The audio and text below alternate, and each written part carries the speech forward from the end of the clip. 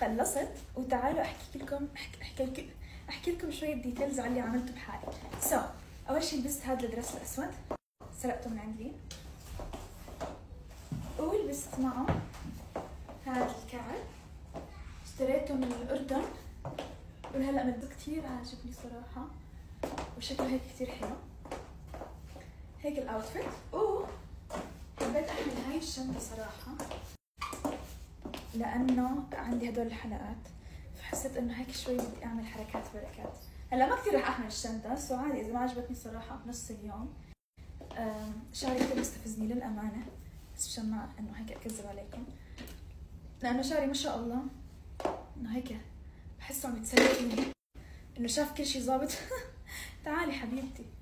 المهم بدنا نحاول نظبط الوضع.